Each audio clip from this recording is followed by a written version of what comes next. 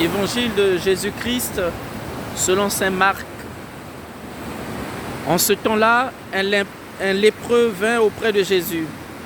Il le supplia et, tombant à genoux, il lui dit : « Si tu es le Fils de Dieu, tu peux me purifier. » Saisi de compassion, Jésus étendit la main, le toucha et lui dit : « Je le veux, sois purifié. » À l'instant même, la lèpre le quitta et il fut purifié.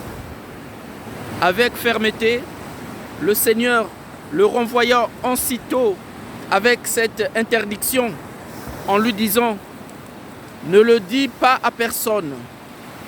Attention, mais va te montrer au prêtre et donne pour ta purification ce que Moïse a prescrit dans la loi.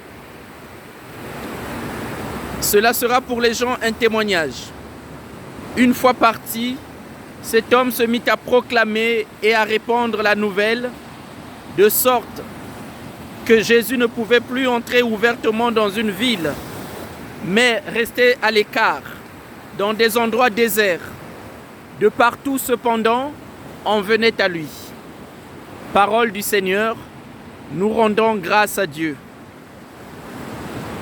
Frères et sœurs, cette parole de Dieu est très importante pour nous. D'abord pour nous rappeler que la guérison, l'action de Dieu ne peut se faire que si et seulement si cela correspond à la volonté de Dieu. Souvent nous pouvons prendre nos prières comme des injonctions, comme des obligations, comme des choses automatiques, sans nous poser la question : est-ce que Dieu veut cela ? Est-ce que cela est dans la ligne de sa volonté ?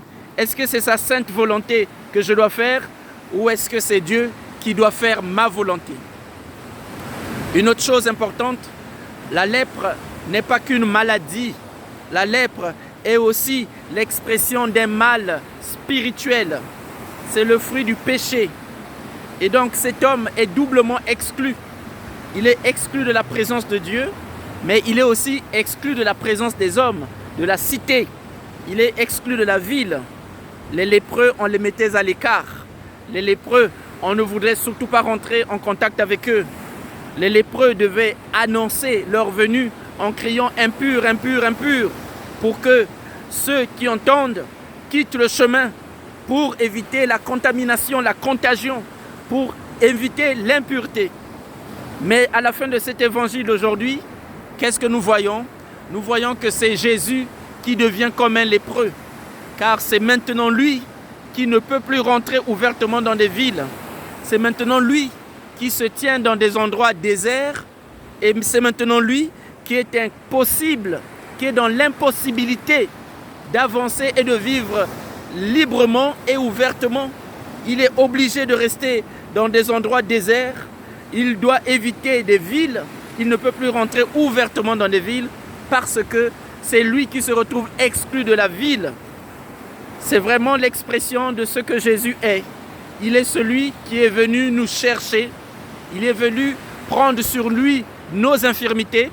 Il est venu nous sauver, mais en prenant notre place, notre condition. Il a porté sur lui nos péchés. Et c'est pour cela, à la fin de cet évangile, c'est lui qui devient dans une vie errante et dans une vie exclue, c'est-à-dire dans une vie de quasi-léproserie. Demandant au Seigneur la grâce, nous aussi, de savoir demander d'abord quelle est sa volonté. Et deuxièmement, demandons-lui, frères et sœurs, la grâce de nous donner aussi de savoir porter le péché des autres, les soutenir, pas seulement les voir à distance, mais faire un avec eux. C'est-à-dire prendre sur soi aussi même des croix qui ne m'appartiennent pas, qui ne sont pas les miens, pour en faire des chemins de salut, des chemins de guérison et les chemins d'amour. Bon dimanche à tous, que Dieu vous bénisse. Depuis la Guadeloupe, le Seigneur vous bénit et il nous a donné la terre, la mer et l'eau. Sachons lui rendre grâce et lui dire merci pour tous ses bienfaits. Que Dieu vous bénisse. À bientôt. Bon Dieu bénisse. Ciao.